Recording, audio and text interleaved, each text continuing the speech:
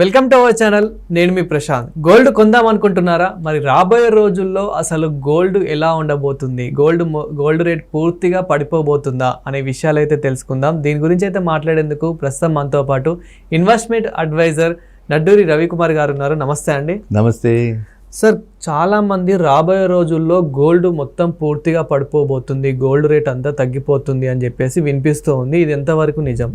అది gold rate పూర్తిగా పడిపోతుందంటే ఎంతవరకు పడిపోతుందని మీ అంచనా? మీరు విన్న ప్రకారంగా ఎంతవరకు పడిపోతుందని?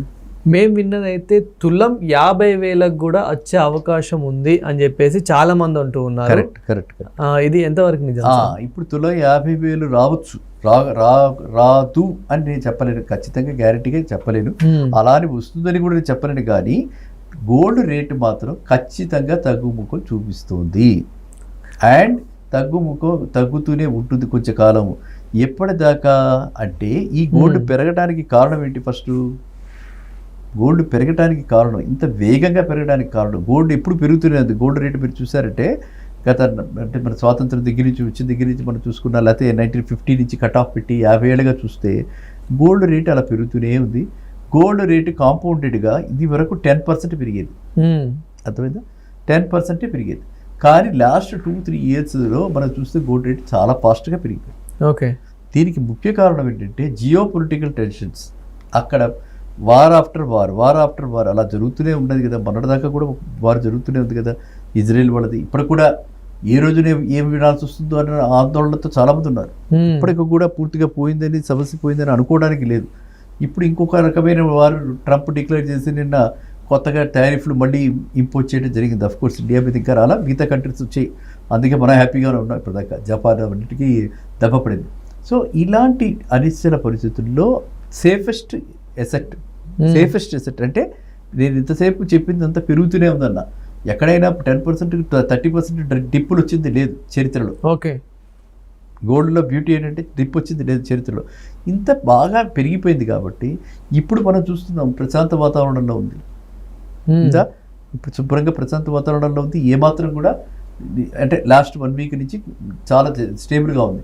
ఎప్పుడైతే స్టేబుల్ కండిషన్స్ ఉంటాయో మనిషికి మళ్ళీ కాన్ఫిడెన్స్ పెరుగుతుంది. ఓకే. దేని మీద?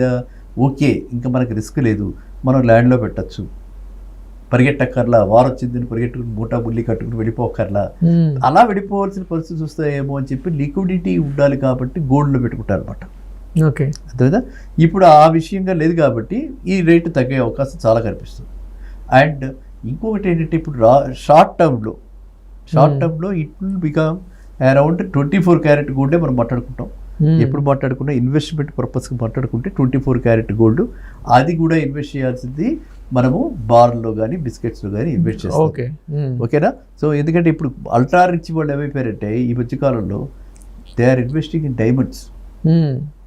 నేను గతంలో చెప్పడం జరిగింది మీకు, పర్ల్ సిటీ కాస్త డైమండ్ సిటీ అయిపోయింది.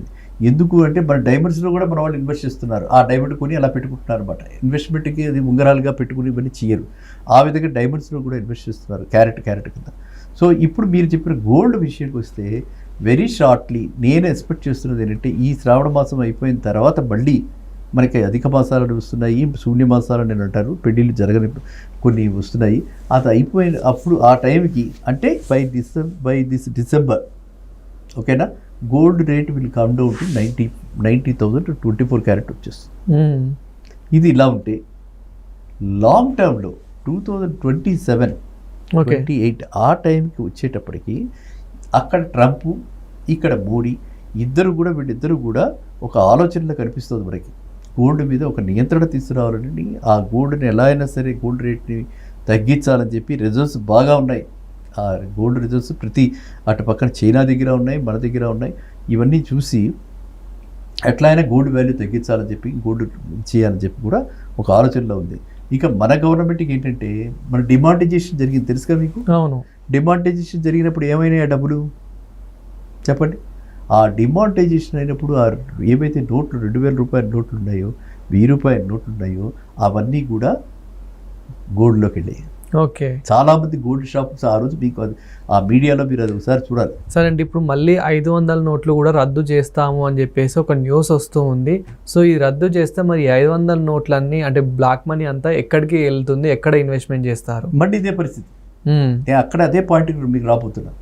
అది 500 రూపాయలు కూడా మరి ఒకవేళ రద్దు చేస్తే మళ్ళీ ఆ రద్దు చేసిన నోట్లన్నీ కూడా వీటికే పెడుతుంది. అండ్ గోల్డ్ మీద మీకు ఇంకేమిటి, అన్నింటిలోకి జిఎస్టీ గోల్డ్ మీద చూస్తే మీకు ఓన్లీ 3%. అది కూడా మనము ఒక షాప్, ఆర్గనైజ్డ్ షాప్. గోల్డ్ అంటే ఏంటి, ఎన్నో ఉన్నాయి అనార్గనైజ్డ్ కూడా. అక్కడికి వెళ్తే మనకి ఈ గొడవలు లేవు. అర్థమైతే పాతకాలపు షాప్స్ చాలా ఉన్నాయి. ఓన్లీ కార్పొరేట్ షాప్స్ వాటికి వెళ్తేనే బిల్లు, పాన్ కార్డు, ఇంత అమౌంట్ అయితేనే మీకు ఏమిటి పాన్ కార్డు లేకుండా ఇస్తా, ఇలాంటి రెస్ట్రిక్షన్స్ ఉన్నాయి. ఆ ప్రైవేట్ ఓల్డ్ షాప్స్ చాలా వాటికి ఆ గొడవలు లేవు. సో ప్లస్ ఇంకోటి ఏంటి, ఈ వీళ్ళు డ్రైవర్ల మీద, పనోళ్ళ మీద, వాళ్ళందరి మీద పాన్ కార్డు, ప్రతి వాడికి పాన్ కార్డు తీసుకుంటున్నారు ఇప్పుడు. సార్ ఫైనల్గా గోల్డ్ ఇప్పుడు కొనుక్కుందాం అనుకునే వాళ్ళకి, అసలే పెళ్లిళ్ళ సీజన్ రాబోయే రోజుల్లో, సో ఇప్పుడు గోల్డ్ మీద ఇన్వెస్ట్మెంట్ చేద్దాం అనుకునే వారికి మీరు ఏం చెప్తారు? నేనైతే ఒకటే చెప్తానమ్మా, ఇప్పుడు ఇమ్మీడియట్గా పెళ్ళిళ్ళు రాబోయే 2-3 నెలల్లో పెళ్ళిళ్ళు ఉన్న వాళ్ళకి ఈ నెలలో 95,000 దాకా వచ్చే అవకాశం ఉంది. ఇప్పుడు మన 1,02,000 దాకా వెళ్ళి 98 దాకా వచ్చింది. నేను ఇంకా ఒక 1 వీక్ 10 డేస్ లోపల 95 దాకా వచ్చే అవకాశం ఉంది. 95 రాగానే ఆషాఢ మాసంలోనే వాళ్ళు కొనేసుకుంటే వాళ్ళ పెళ్ళిళ్ళకి కావాల్సిన షార్ట్ టర్మ్ రిక్వైర్మెంట్ అంతా కూడా ఫుల్ఫిల్ అయిపోతుంది. ఓకే, అది నీడ్, అది తప్పదు కదా. పెళ్ళి అంటే జీవితానికి ఒకసారి, అది కంపల్సరీ మన సౌత్ ఇండియాలో, కాబట్టి కంపల్సరీ కొనుక్కోవాలి. కాబట్టి అది ఇప్పుడు ప్లాన్ చేసుకోండి. ఎవరైతే లాంగ్ టర్మ్లో ఆలోచిస్తున్నారో వాళ్ళు మాత్రం డిసెంబర్ 2 దాకా ఆగి they can expect up to 90,000 rupees. ఆ టైంకి వాడు కొనుక్కుంటే అందరూ కూడా మీరు వేసిన ఈ ప్రశ్న వల్ల వాళ్ళంతా లబ్ధిదారులు అవుతారు. మరిద్దరికి ఆనందం ఏంటంటే మన వల్ల వేరే వాళ్ళు లాభం పొందటమే కదా. అవునా? సో అందువల్ల మన వీక్షకులందరూ కూడా అప్పటిదాకా వెయిట్ చేస్తే ఛాన్సెస్ ఆర్ వెరీ బ్రైట్. మొత్తం గ్లోబల్గా కూడా 90,000 దాకా వచ్చేసే అవకాశం ఉంది. అండ్ దీని తర్వాత మళ్ళీ ఇంకా 2027 ఆ టైంకి ఇంకా మీరున్న 500 రూపీ నోట్లు రద్దు అవటం, ఆ నోట్లు కూడా రద్దు అయిపోయిన తర్వాత సర్క్యులేషన్ నుంచి వెళ్ళిపోయిన తర్వాత అవి కూడా కొంతమేర, చాలా మేర రియల్ ఎస్టేట్ కంటే కూడా ఎక్కువ గోల్డ్లోకి వెళ్ళిపోతుంది. వెళ్ళిపోయిన తర్వాత ఇంకా గోల్డ్ మీద పడతారు. ఇంకా అన్నీ అయిపోయినాయి గవర్నమెంట్కి, ఇంకా పడాల్సింది గోల్డ్. మనీ సర్క్యులేషన్ కూడా తగ్గిపోతుంది కదా ఎక్కడెక్కడ. అంతా మనం డిజిటలే చేస్తున్నాము, యూపీఐ పేమెంట్లు అవి చూస్తున్నాము. క్యాష్ జేబులో 100 రూపాయలు కూడా లేకుండా రోడ్డు మీదకి వెళ్తున్నాం. ఎందుకంటే అంత కాన్ఫిడెన్స్ తోటి మనం అన్నీ కూడా మొబైల్ ట్రాన్సాక్షన్స్ అవి జరుగుతున్నాయి. కాబట్టి ఇంకా రాబోయే కాలం 2027కి ఐఎమ్ ఎక్స్పెక్టింగ్ మీరు చెప్పిన అంత రేటు కాకపోయినా కొంచెం తగ్గి 75 అలా రావచ్చు. ఇంకా తర్వాత ఇంకా ఫర్దర్గా గ్లోబల్ మార్కెట్ బట్టి, అండ్ ఇది కూడా ఒక కార్టెల్ అనమాట. ఆ మ్యానుఫ్యాక్చరింగ్ ఎంత వస్తుంది, కోలార్ గోల్డ్ మైన్స్ చాలా ఉన్నాయి దీనికి కూడా సబ్జెక్టు. వీటన్నిటిని కూడా తీసుకుంటే అప్పటికి రేట్లు సరళీకృతం అయ్యి 50 కాకపోయినా 60 దాకా వచ్చినా కూడా ఆనందమే కదా.